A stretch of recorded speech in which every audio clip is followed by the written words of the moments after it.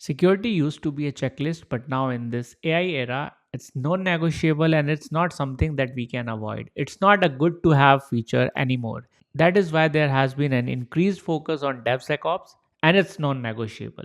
In this video, I'm going to explain you why. But before that, if you are new here, hi, my name is Piyush and cloud and DevOps is what I do all day long. So let's get back to our video. On September 8, 2025, a single phishing email attacked an OG GitHub maintainer, and the scale was so huge that the entire JavaScript ecosystem was compromised. It started with the phishing email, and 18 to 20 critical NPM packages were hijacked. 2.6 billion weekly downloads were at risk as 99% of the cloud environment use these packages. So just imagine the scale of the attack. But what did the attacker actually install? Genius level crypto theft. They injected the malicious code into the user's browser, detected crypto wallets such as MetaMask, Phantom, and so on, and intercepted cryptocurrency transactions. But here's the genius part. They use Levenstein distant algorithm to swap the wallet addresses with the identical one. It was so identical that it was almost impossible to detect the malicious wallet. The blast radius was huge. Malicious packages lived for 2 hours and installed by thousands and millions of CI/CD pipelines in just 2 hours, imagine. And 10% of the cloud environments were compromised within those 2 hours. What actually happened with these traditional tools? Because these traditional security tools are mostly reactive in nature rather than being proactive. So what actually happened? Let's say security scanners shows vulnerable packages detected such as 𝗁𝗏 5.3.1. 𝗁𝗏 is one of those npm packages that was compromised. So it just says that vulnerable package detected. Container scanner shows that unknown dependency is found. Code analysis shows obfuscated JavaScript detected. Network monitor shows suspicious domain connection. But were these alerts actually helpful, or these were just noise? These alerts were buried under the thousands of other security alerts generated by these scanners, which made it hard to detect the most critical issues in the noise. So 5 security gaps in this whole situation. First is no correlation. Multiple alerts generated by multiple dashboards and there were no context connecting them. Gap 2 is no exploitability context. Tools couldn't tell which packages were internet facing and the real world impact of these packages. The third is fragmented tooling, because there were multiple tools that were using for each of the phase, separate tool for container scanning, separate tool for security vulnerability scanning, and there were multiple other tools. There were multiple alerts generated, multiple dashboards generated, and it was just chaos. It was noise all over the place. The fourth gap was reactive and not proactive. Imagine the teams discovered this breach from Reddit and Twitter and all other forums rather than from their security tools. And the most crucial gap was the manual work that was needed to detect, prioritize, and fix those vulnerabilities before they made any huge impact. When the blast radius is so huge, you cannot rely on the manual work. You need an automated proactive solution. So what exactly is the solution? The solution to this problem and many such problems is JIT unified platform. So let me show you how JIT would have prevented these type of attack in its track without making any noise, without actually impacting the users. And before that, let's give a huge shout out to JIT for sponsoring this video. Your contribution help us grow and create more valuable content like this. So thank you so much for sponsorship, and let's move ahead with JIT. Like, how would it help prevent these type of attacks? So it comes with many features. The first one is unified visibility. Okay, it provides a unified dashboard with everything built in real time so that you can track and monitor all those things. So it broadly categorized into 3 categories, as you can see: code security, infrastructure, and runtime. So in code security, there comes SAST, which is for static code analysis testing. Right, so before your code is actually deployed in the production, checking the code for vulnerabilities and report those issues is kind of SAST testing. Then we have SCA, which actually does the validation and verification of all the open source and third party components, libraries, etc. in your software package and report any vulnerabilities associated with any of those. Then we have secret detection, SBOM, which is software bill of material, which again provides you an overview of all the inventory that comes in a software package and the vulnerabilities associated with it. Then we have infrastructure level visibility, which includes container scanning. I mean, your application containers where your application is actually running, your CSPM, your Kubernetes scanning, and so on. And then we have runtime visibility, which include DAST. So DAST is similar to SAST. DAST is for dynamic security testing, and it's like simulating attack on your running application on production to find the vulnerabilities. So that's how DAST work, and yes, it provides you that visibility as well, and license detection. There is a typo over here, so let me just fix that. Okay, so it provides you a unified visibility across all these domains: code security, infrastructure, and runtime. But that's just the visibility, right? It's just monitoring how it would have prevented the attack. We are talking about the prevention and mitigation, right? So let's try to understand the comparison between the traditional methods, and then we understand how JIT would have approached it. So traditional methods and what could actually happen in this case of the NPM attack that we've discussed. So let's say we have got an SCA alert about 𝗏. 𝗏 is one of those packages that were compromised in this attack. So we got the alert, and our first step would be, okay, let's check the container scanner and let's find the container in which the application has detected the vulnerabilities. We found the containers. Let's say there are multiple containers.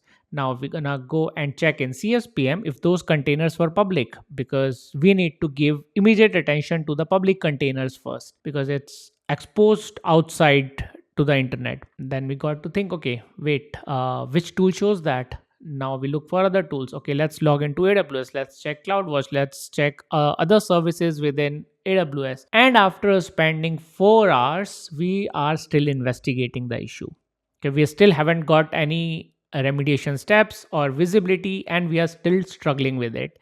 Meanwhile, hundreds and thousands of our users are impacted and multiple applications were exposed. And now let's understand how JIT would have approached it. So JIT starts investigating because it keeps on investigating in real time, and it checks as soon as the vulnerability is detected, it reports it. Okay, 𝗏 5.3.1 is in 47 services. This is one of the impacted packages, and 12 are in production containers, 8 are public facing. Click here to see the complete attack path. Within 30 seconds, you will get the complete visibility, which could have taken more than 4 hours using the manual approach and manual debugging with different tools. So that's visibility. But how would you know which vulnerability actually matters? Because there'll be a lot of noise. There could be multiple alerts. There could be thousands of alerts. And what all the vulnerabilities actually matters is the important question at this time. Like, which one needs most attention, which one needs the least attention, and which one we can simply ignore, all those things, right? So then it comes the second feature of JIT, which is 𝗓𝗏, which is an AI-powered attack path analysis tool. It's a security evaluation and remediation agent. It just not evaluate the security vulnerabilities, but also it provides the remediation steps and actually execute those steps. Okay, so it correlates 5 separate findings. Okay, so let's say SCA malicious check 5.3.1 detected. Then using SBOM, it says it is used in payment processing services, and 47 total services were impacted. So it actually drilled down to the actual service in which this package vulnerability was detected and the package that was being in used. Then it provides the container scanning, and it says, okay, so this package was deployed to production 2 hours ago, which is within the attack window.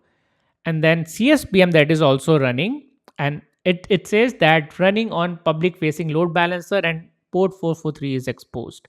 Now with DAST built into it, it provides that suspicious network call detected and wallet interception confirmed.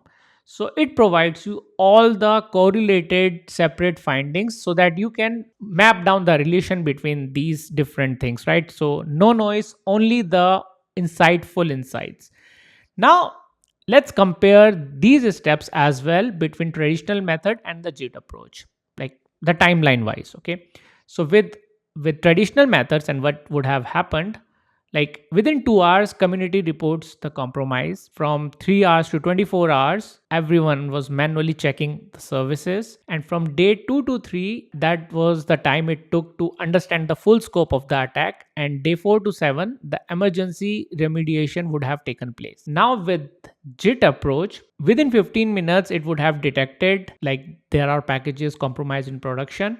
It would have provided the complete attack path analysis within 20 minutes, and then within 1 hour, it would have initiated the rollback after your confirmation. And within 2 hours, incident would have contained. So that's how fast and effective it is. Now, how would you stay ahead of these threats when that happens so fast, right? Because now you don't want to focus on all the manual efforts. You have a lot of noise, you see a lot of alerts, but your actual issues are buried deep down those alerts. So you have to find out the actual issues, you have to find out the critical vulnerabilities and address those first, right? So then we have this solution, which is custom AI agent that is also built in within JIT. So now you don't have to manually pull all the data to generate reports and to monitor your production system.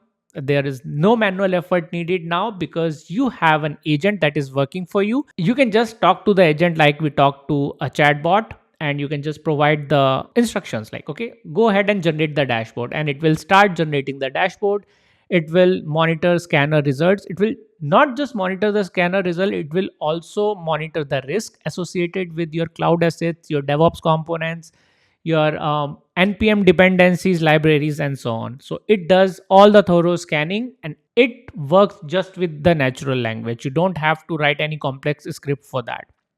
Now it provides you a dashboard similar to this, and it will have all the real-time information of all the critical vulnerabilities that's been found, the severity of the vulnerabilities, whether it is critical, high, low, or medium, when it was last scanned, the status, and then it will send the notification to the team responsible for fixing or taking the necessary actions. It will auto-generate Jira tickets as well for issue tracking and fixing, and it will also generate auto PRs to roll back to the previous good version of that particular library or that particular compromised package. So this dashboard is something that is visible to you in the real time, and the status of everything will be updated in real time. So again, there is no manual effort. You can just monitor it and take the necessary actions. For the npm attack, what it would have done, it would have flagged the chalk or debug immediately upon publication. As soon as it found the vulnerabilities, it had shown that exactly which 47 services were affected. It would have identified which 12 services were running in production and highlighted which 8 were internet facing. There is again no manual work. Everything would have taken care, like from generating Jira tickets to monitoring the vulnerabilities and to fix with the help of rollback for immediate mitigation, rollback to the previous good known version using an auto generated PR. It would have taken care of it, and it would have provided instant visibility across 100+ repositories. Now, detection is great. We have identified it, we have detected it, we are monitoring everything, but fixing those services in 2 hours, that would be a real challenge. So how would it had with the traditional methods? So again, we have seen this earlier, like 4 to 7 days would have taken for emergency remediation after manually checking with all the tools that we have. But with JIT, it has built-in intelligence auto remediation. What it will do, it will not just execute the remediation plan, it will perform a step-by-step analysis. First, it will analyze the critical supply chain compromise. Okay, it will say, okay, I have analyzed the attack path. Here is the attack path analysis. And then it will suggest a strategy. Okay, so here is the remediation plan with the phased priorities. Okay, so these are the critical that needs immediate attention. These are the medium level risk, these are the lower level risk, and these are the risks that you can ignore. These are just the warning. And I would suggest that you start by fixing critical vulnerabilities first. Okay, so it will propose a strategy for you. then you provide any additional steps to it, or you provide any additional direction if the plan needs any changes. Maybe you say, okay, let's just do a full security audit before you actually implement those remediation plan. And also I need the transaction verification if there were any cryptocurrency transaction happened during that attack surface period. Okay, it will follow those suggestions, it will incorporate those in the plan, and then it will execute the plan and remediation step. So this is an end-to-end from analysis to propose strategy to making your changes incorporated and to execute and remediate the action plan. So that's how it will work. And if we look into the comparison between the manual remediation and the 𝗓𝗏 intelligence remediation, the time would have drastically gone down from 5 to 7 days to 45 minutes to 2 hours. Engineering hours would be just 10 to 15 hours as compared to manual remediation of around 300 plus hours. And the massive decline in engineering cost from, let's say, 40,000 to 2,000 which is a huge decline in the cost. So with all this use case that we have gone through, it is clearly evident that security supply chain attacks are not just for monitoring. We need to have it continuously monitored and have it proactively taken care of before it actually creates the issue.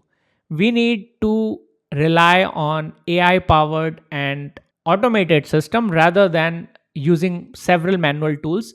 So one such tool is JIT, which helps you incorporate every single feature that we have just discussed. And these are just the few features that we have discussed in this video. There are many more valuable features. If you want to learn more about it, you can check out using the link below. I will share a free link for you so that you can try it out and let us know if you face any issues.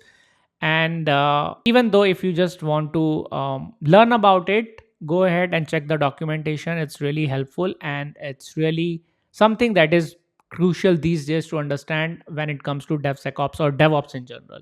Okay, so that's it from this video. I hope you found it valuable. Thank you so much. I will see you soon.